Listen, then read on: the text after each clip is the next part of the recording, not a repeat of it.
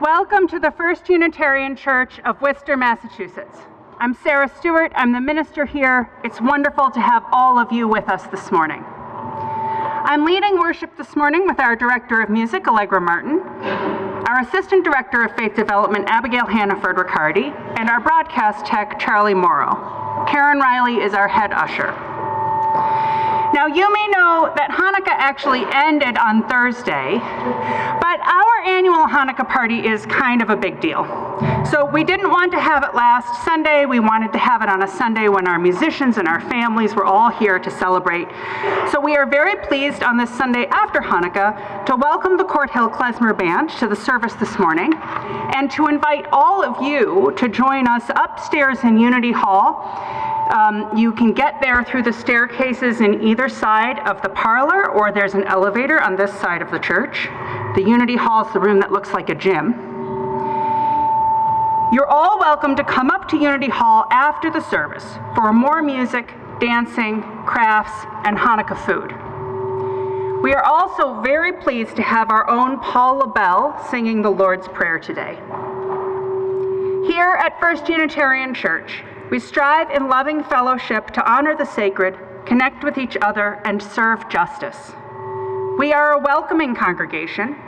Whatever your age, race, class, or nationality, you are welcome here.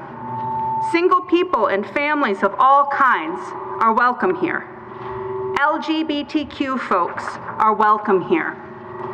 Those of all physical and mental abilities are welcome here. The doors of this church are open to all, and we are delighted that you are with us today.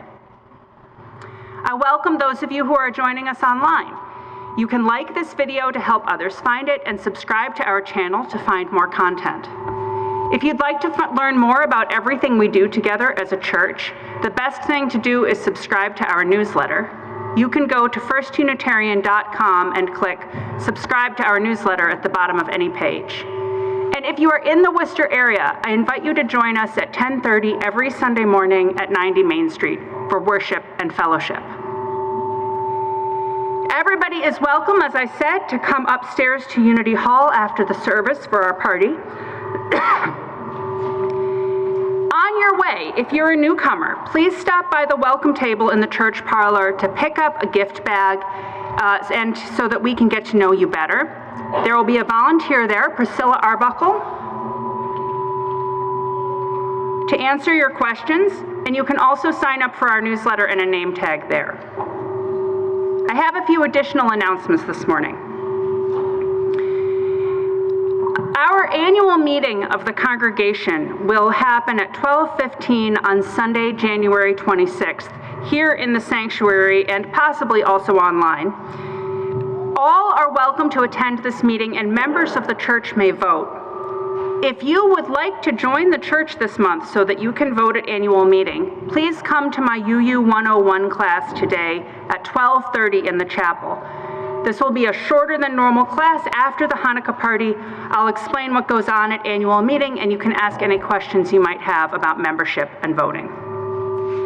And then finally, we have all different kinds of music today in our service, very joyful Hanukkah klezmer music and also some prayerful singing for our Lord's Prayer. Just ask everybody to hold their applause. We'll have a chance to celebrate all our musicians at the end. This is the day the Lord has made. Let's rejoice and be glad in it. For the new year, 1981, I have a small grain of hope. One small crystal that gleams clear colors out of transparency. I need more. I break off a fragment to send you. Please take this grain of hope so that mine won't shrink. Please share your fragment so that yours will grow. Only so, by division, will hope increase like a clump of irises, which will cease to flower unless you distribute the clustered roots, unlikely source, clumsy and earth-covered, of grace.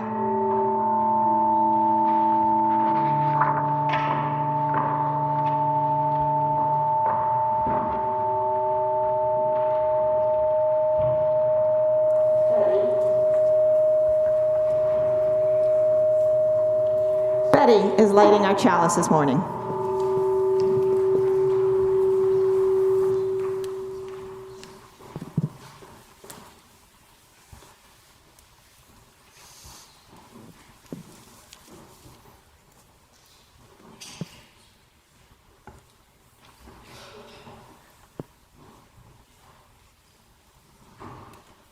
In the spirit of love, we light this chalice.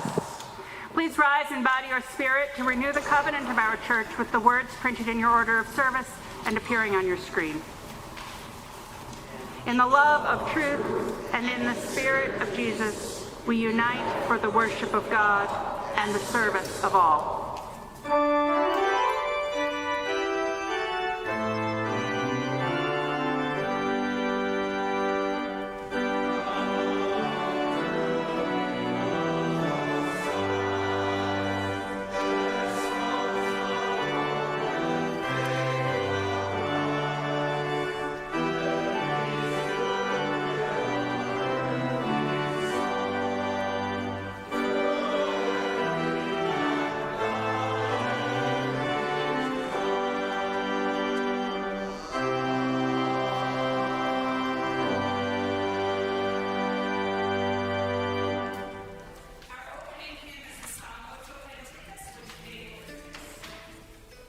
Good morning.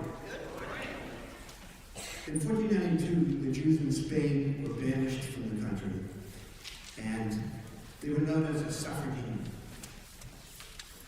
And they traveled around. A lot of them ended up in southeastern Europe, Yugoslavia.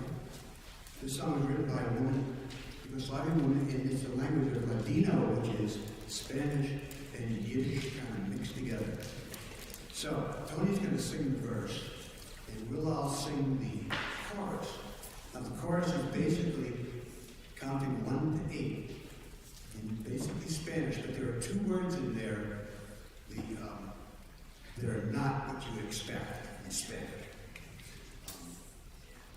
I think 5 is Sintiu,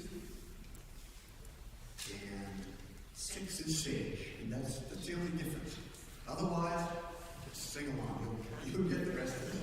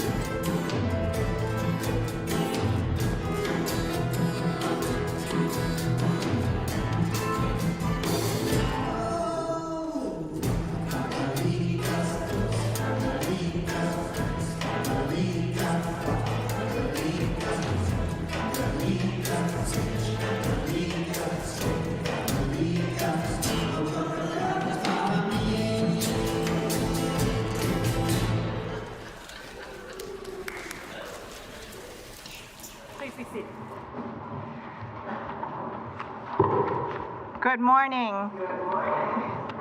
Samantha is out sick today. I am your Assistant Director of Faith Development, Abigail Hannaford Riccardi. Already this morning, our Bicota youth, that's our middle school youth group, has been hard at work getting ready for the Hanukkah party. And this morning's story is one that you've heard before. It's a video. If the sound does not work, then Sarah is going to read it. So either way, you'll get it. And it's called The Rabbi's Gift. A monastery.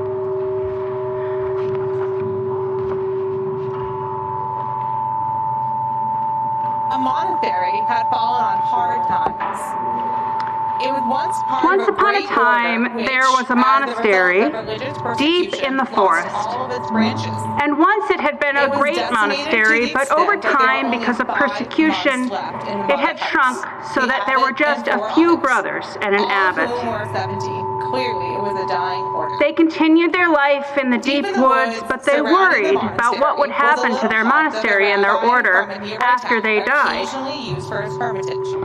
They learned that the rabbi had come to his hermitage in the woods, and they knew him to be a wise man, so the abbot went to visit the rabbi and ask for his advice.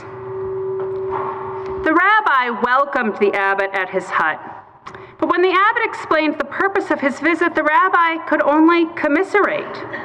"I know how it is," he said. "The spirit has gone out of the people. It's the same in my town. Almost no one comes to synagogue anymore." They prayed together and wept together and studied the Torah. And when the abbot was ready to leave, he said to the rabbi, "Is there any advice you can give me?" And the rabbi said, "No, I'm sorry, there's nothing. The only thing I can tell you is that the Messiah is one of you." When the abbot returned to his monastery, the monks all gathered around him and said, "Well, tell us, what did the rabbi say?" "He couldn't help," said the abbot. "We just wept and read the Torah together. The only thing he did say is that the Messiah is one of us. I don't know what he meant." In the time that followed, the old monks pondered this, and they wondered who it could be.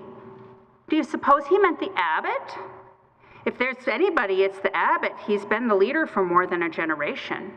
But on the other hand, certainly Brother Thomas is a holy man. Everyone knows that Thomas is a wise man. He couldn't have meant Brother Elred. Elred can get so crotchety. But come to think of it, even though he is a thorn in people's sides, he's often right. But the rabbi couldn't have meant Brother Philip. Philip is so passive, a real nobody. But then, almost mysteriously, he has a gift for somehow always being there when you need him. Maybe Philip is the Messiah. And of course, the rabbi couldn't have meant me. He couldn't have meant just an ordinary person. Yet, suppose he did. What if I'm the Messiah? Oh God, not me.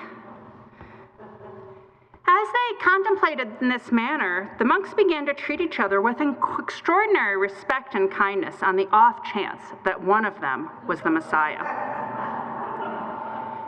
Because the forest in which the monastery was situated was beautiful, it so happened that people still came occasionally to visit the monastery, to picnic, or to wander its paths.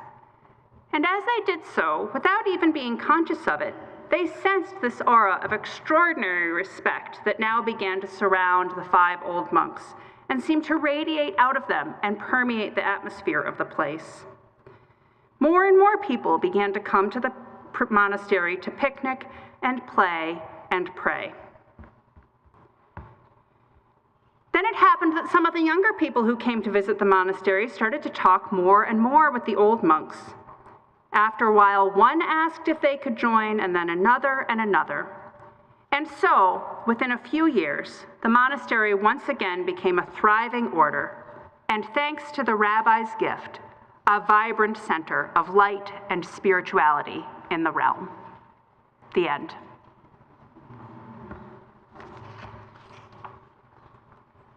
Thank you, Sarah. So, Now it's time for our children and youth to go. And today, the elementary school age kids are going to follow Paul Belanger and Meg Swan downstairs. They have some very special activities they're going to be doing. And middle school and up are going to follow me upstairs because we're finishing setting up for the Hanukkah party. Thank you.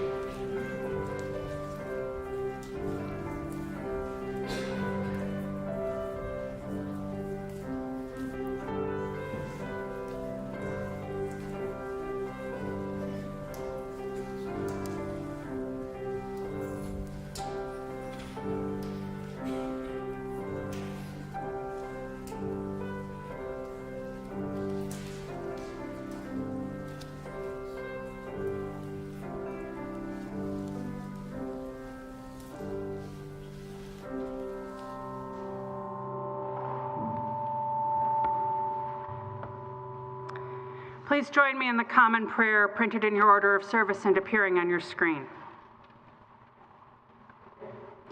God, grant me the serenity to accept the things I cannot change, the courage to change the things I can, and the wisdom to know the difference. Amen. Please continue your own thoughts and prayers in silence.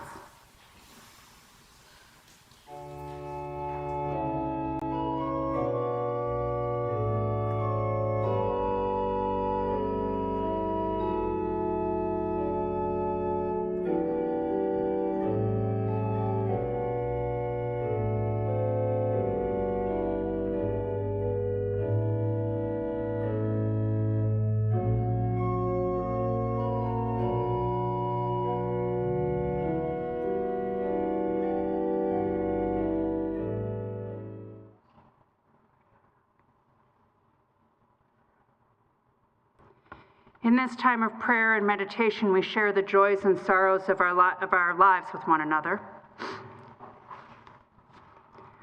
Susan Peckett lights a candle in memory of her ex-husband, Paul Watkins Keneb, who died last week following a car accident. Shannon and Laura Kirschenbaum light a candle in memory of Shannon's mother, Carlene Werner, who died on Tuesday. She had dementia, and it had been a long road for her and all the family. But she went peacefully and is reunited with her husband and Shannon's father, Jeff, who passed in January 2008. We hold these prayers of memory in our hearts. We know there are those joys and sorrows which go unspoken among us. And so we reach out to one another in compassion as we listen to this sung version of the Lord's Prayer.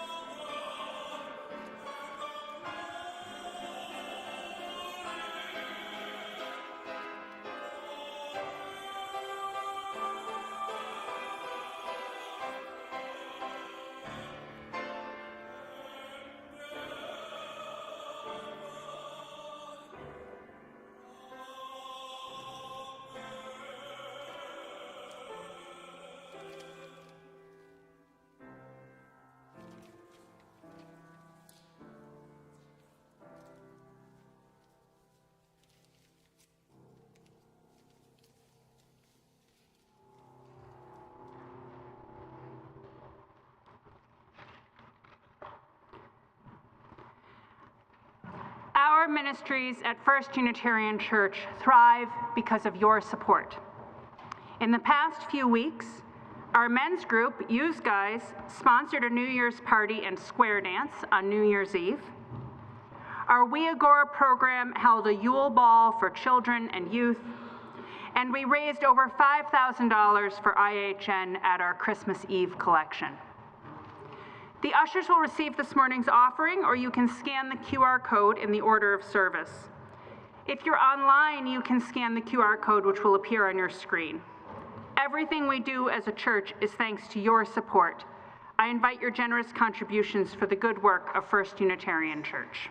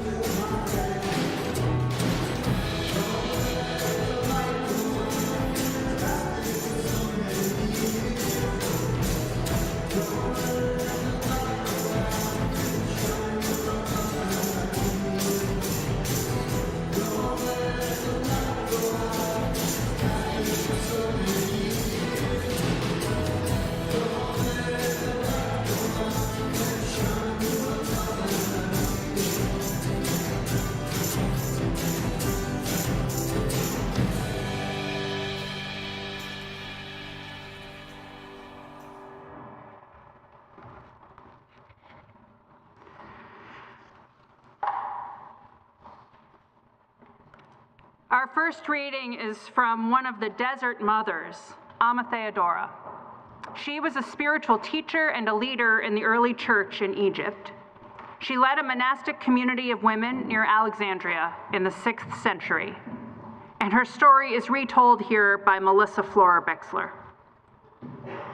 A truth seeker came to the Amma confessing her frustration with daily temptations. Theodora encouraged the woman to face her temptations and talk to them, as if they were devils. "Yes," the woman cried out, and she turned and said, "I can't run fast enough to get rid of you." And they answered her, "We do not eat or drink." And she said, "What if I stay up all night and pray the vigil?" And they answered her, "We do not sleep." And she cried out, "What power, then, sends you away?" And her devils answered, "Nothing can overcome us, but only humility." Our hymn is number 86 in your gray hymnals, "Blessed Spirit of My Life." Please rise in body or spirit to sing.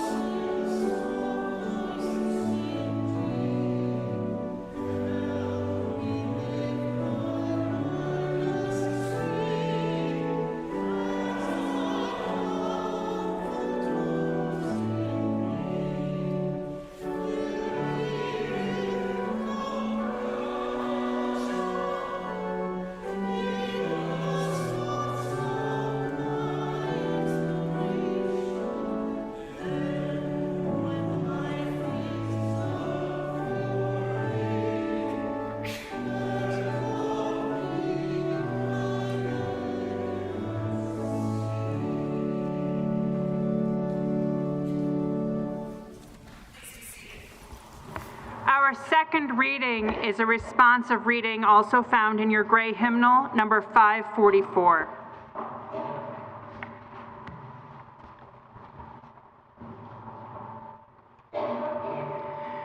The 1st of January is another day dawning, the sun rising as the sun always rises, the earth moving in its rhythms. With or without our calendars, to name a certain day as the day of new beginning, separating the old from the new. So it is. Everything is the same, bound into its history as we ourselves are bound. Yet also we stand at a threshold. The new year is something truly new, still unformed, leaving a stunning power in our hands. What shall we do with this great gift of time this year? Let us begin by remembering that whatever justice, whatever peace and wholeness might bloom in our world this year, we are the hearts and minds, the hands and feet, the embodiment of all the best visions of our people. The new year can be new ground for the seeds of our dreams. Let us take the step forward together onto new ground, planting our dreams well, faithfully, and in joy.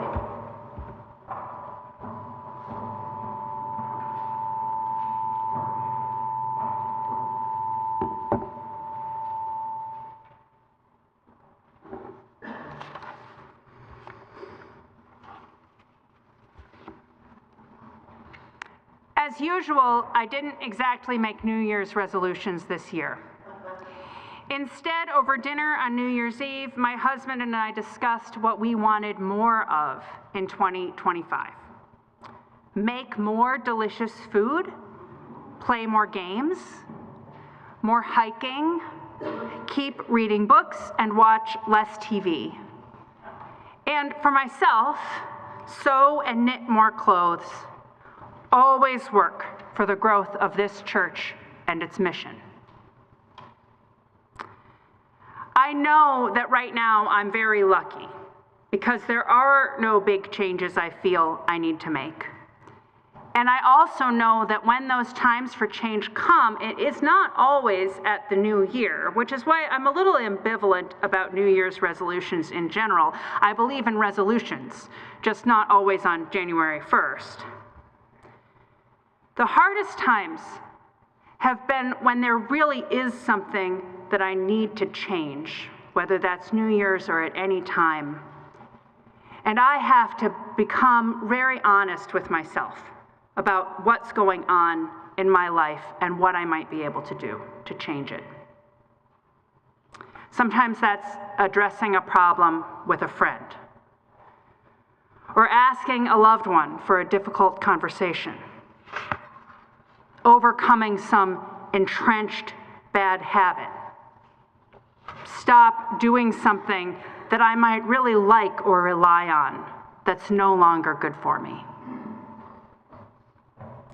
I find in a moment like this, in needing to make a change in my life, that the first and most difficult step is to accept what I'm facing with honesty. If I can say the truth aloud to myself, I can say it to someone else. If I can accept it, then I can take the next step forward. This came up in my larger family in the past few years. Some of you know that my mom has been diagnosed with Parkinson's disease for over a decade now and has been living with it and coping with the symptoms, but in the last couple years she began to need more help. She needed to get an electric wheelchair that worked for her, that she could use when she needed it.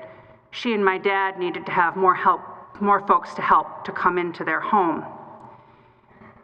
And at first, I have to say, nobody really wanted to face up to any of that truth. Not my mom, certainly. Sometimes my dad would, and sometimes he didn't. And my brother and I didn't always want to look clearly at what was going on either. It's hard to accept the aging of your parents. But 2 years ago, we all had a family trip to upstate New York, and we had a chance to be together in a loving environment without a lot of demands on our time, and we were able to see what my mom needed and talk to her about what she wanted and come to say the truth of what we saw. What I saw is that there were some things my mom needed, like a better wheelchair and some more help. And I also saw that she was still her own person, even in this moment of aging and having her needs change. That my brother and I could suggest things that we saw that would help her, but we couldn't make her do anything. It's funny that that's one of the ironies of parenting. You can't make your kids do things, and then when you are taking care of your parents at the other end, you can't make your parents do things. I had to come to terms with the truth that I saw. And at the heart of it, that truth was that, in the words of the Buddha, we all grow old and die. Even my mother grows old. Everybody will. I couldn't make her do anything, but I could tell her what I saw and tell her that I loved her and tell her that I wanted for her to have safety and security and get the help that she needed. Acceptance was the first step in that journey for all of us. For me, it also came with a healthy dose of humility. The things that happen to everyone, it turns out, will also happen to me. Even my loved ones will grow old and die. Even my mom. Even I will. My power to make changes in anyone's life other than my own is limited. There is only so much that can be done. Humility like this, it's not meekly accepting suffering. It certainly is not accepting abuse. Humility is seeing the truth of what's happening in our own lives so that that truth becomes the ground we stand on. Only in truth can our spirits be free.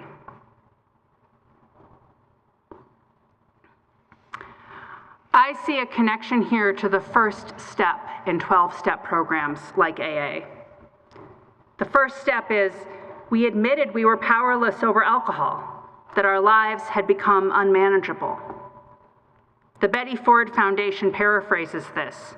They say, the first step is a person's acceptance that they do indeed have the disease of addiction. Admitting powerlessness, taking that first step, can be very hard. It can seem more like humiliation than humility. But what if we reframe it as accepting the truth? We use our power to face up to what's really going on in our lives. There's a framework that therapists use to work with people with addiction called change theory. This is another way of looking at addiction other than those 12 steps. It's got 5 steps. And these are the steps that a person with addiction goes through to move from not being aware of the problem to overcoming the problem. The first is pre-contemplation. Nothing is wrong. I'm not ready to think about it yet. And then that might move into contemplation. Something is wrong, even if I don't know how to fix it or even that I want to. The third step is preparation, becoming ready to make a change. The fourth is action, actually making a change. And the fifth is maintenance, persisting in the change. In this framework, accepting the truth is the contemplation stage, maybe moving into preparation and action. Change and healing are a process, not an event. They still begin with acceptance of the problem. I read about change theory in a book by the pastoral theologian Sonia Waters, and she tells a story, an anonymous story from her own experience. A woman comes to see her pastor to tell her that she has been taking prescription narcotic medications every day since she hurt her back a year ago. And her family has finally confronted her. She understood their concern, she agreed with them, and she threw her medications away last week. She's come to celebrate with her pastor. Her pastor says, "Well, have you tried a Narcotics Anonymous meeting?" And the woman says, "I didn't like it. The people there were so rough."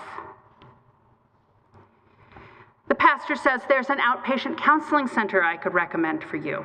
The woman says, "That is a great idea. I will check that out.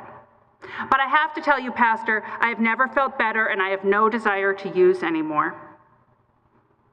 I almost lost everything. I learned my lesson. I will never touch pain medication again." And in this story, 2 months later, the woman relapsed into her addiction. That is not an unusual way that story could go. Change is a process, not an event. It's another reason why I'm a little skeptical of New Year's resolutions. They're a step along the way, but they're not the whole story. This woman had some more truth that she needed to face up to. She had accepted the fact of her dependence, but maybe she hadn't accepted the role that the narcotics played in her life. She had faced the need to change, but not the pain that the drugs were helping her cope with. She knew she had to stop using, but she was coming face to face with the power of the opioid addiction. The road from acceptance is not always easy, but acceptance is always the first step. I want to come back to something that I said earlier. Humility is not humiliation. Being honest and accepting what's going on in our lives does not mean that we are debasing ourselves or submitting ourselves to somebody else's abuse. I want you to imagine for a moment something a little painful. I want you to imagine that someone has put a piece of glass into your foot. Maybe they deliberately put it there when they knew you were barefoot so that you would step on it. Humility and acceptance means saying, "There's a piece of glass in my foot. I have to take it out." It doesn't mean that you have to accept what they did to you. It doesn't mean that you have to keep spending time with somebody who puts glass there for you to step on. It doesn't mean letting them do it again. It doesn't mean shielding them from the consequences of their actions, which might be your anger or your need to set boundaries in that relationship. All of that might be humiliating. But humility is simply accepting the truth of what's happening. This is me. This is my body and soul. These are the circumstances I'm in. This is what I can do about it.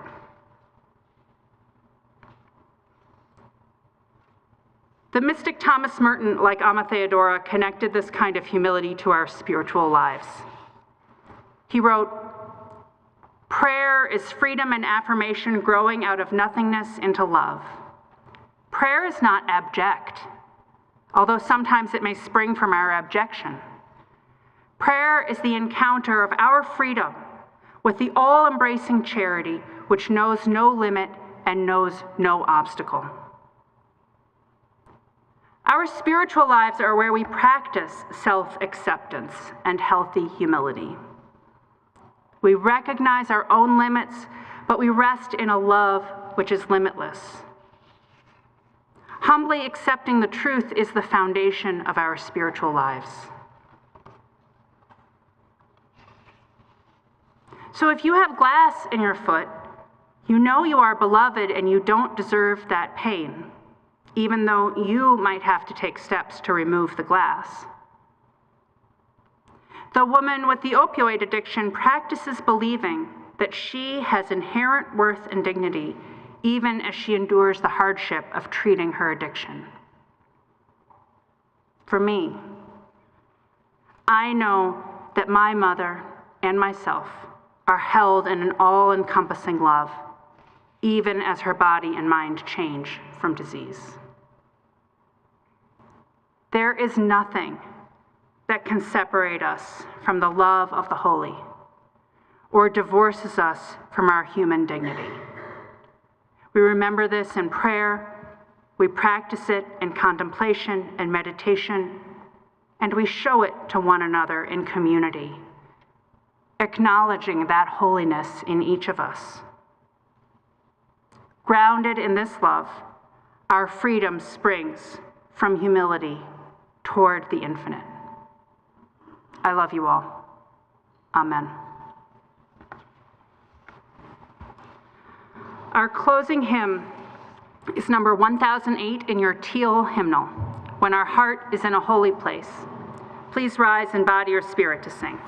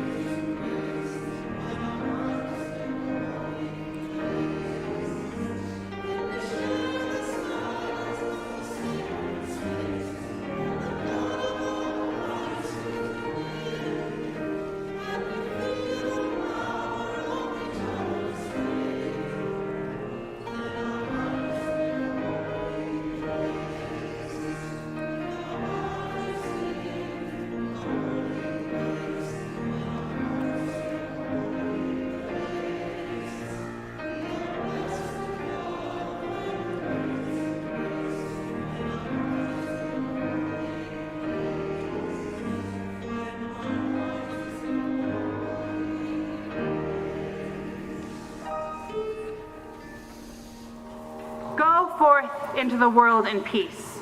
Be of good courage. Hold fast that which is good, render to no one evil for evil. Strengthen the faint-hearted, support the weak, help the afflicted, honor everyone. Love and serve the holy, rejoicing in the power of the Spirit forever. Amen. Please be seated for our postlude.